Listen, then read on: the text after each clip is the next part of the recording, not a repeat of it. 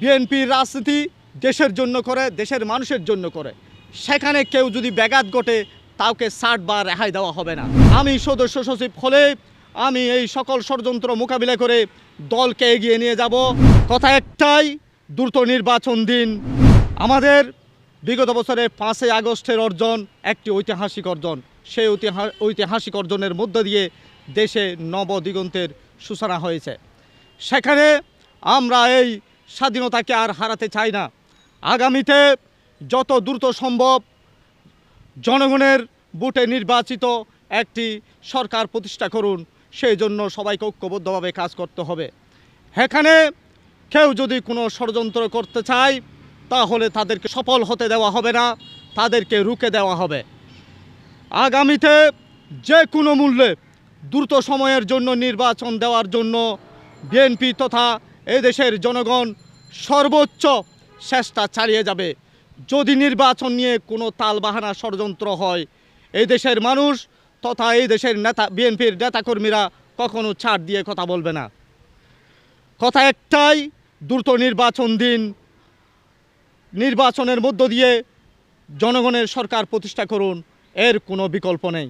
চট্টগ্রাম দক্ষিণ জেলায় সাংগঠনিক অবস্থা দুর্বল, সেই সাংগঠনিক অবস্থা সবল করার জন্য আমি চট্টগ্রাম দক্ষিণ জেলায় সদস্য সচিবের দায়িত্ব দেওয়ার জন্য আপনাদের হাইকমান্ড থেকে শুরু করে, সম্মানিত নেতৃবৃন্দ থেকে শুরু করে, সকল নেতাকর্মী থেকে শুরু করে সকল পর্যায়ের জনগণের কাছে আমি সহযোগিতা চাচ্ছি। কেন আমি দায়িত্ব নেওয়ার জন্য প্রস্তুতি নিচ্ছি? চট্টগ্রাম দক্ষিণ জেলায় বিগত 20 বছর হয়েছে এখানে কোনো ইউনিয়ন কমিটি নেই, ওয়ার্ড কমিটি নেই, পৌরসভার কোনো কমিটি নেই। যেই থানা কমিটিগুলো হয়েছে সেগুলোও এখানে বর্তমানে ঐক্যবদ্ধ নেই।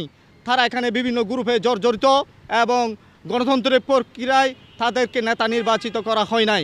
সে কারণেই সাংগঠনিক দুর্বলতা রয়েছে। যে কোনো উপায়ে এই সাংগঠনিক দুর্বলতা কেটে উঠাই হবে আমার একমাত্র লক্ষ্য এবং চ্যালেঞ্জ।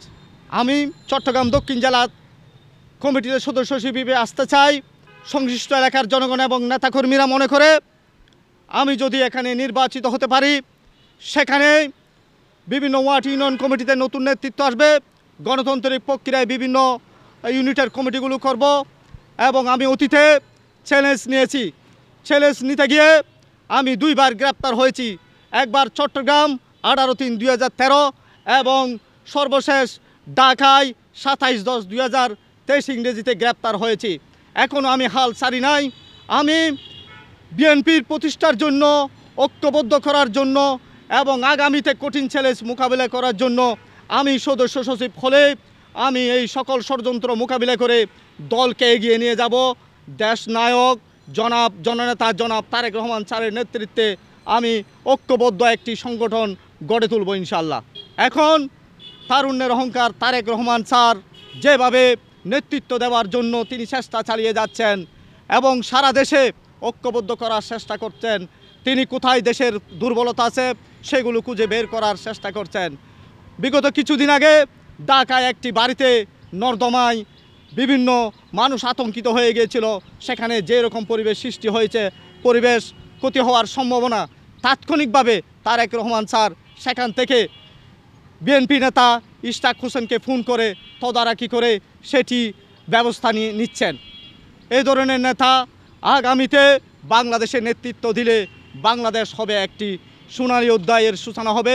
সেই দেশে থাকবে না কোনো বৈষম্য, থাকবে সবার সমতার ভিত্তিতে সবাইকে ঐক্যবদ্ধ করে তিনি বিভিন্ন চাকরির সুবিধা, বিভিন্ন রাস্তাঘাট, বিভিন্ন উন্নয়নমূলক কর্মকাণ্ড বিদেশের সাথে দেশের সাথে সমন্বয় করে সুন্দরভাবে একটি আধুনিক বাংলাদেশে রূপান্তরিত হবে, যে দেশ হবে বিশ্বে একটি রোল মডেল। সেটি প্রত্যাশা করছি আমরা বাংলাদেশের জনগণেরা এবং নেতাকর্মীরা। বিএনপির রাজনীতি দেশের জন্য করে, দেশের মানুষের জন্য করে। সেখানে কেউ যদি ব্যাঘাত ঘটে তাকে ছাড় বা রেহাই দেওয়া হবে না। আমি বিএনপির রাজনীতির জন্য যা যা করণীয় করার তা করব।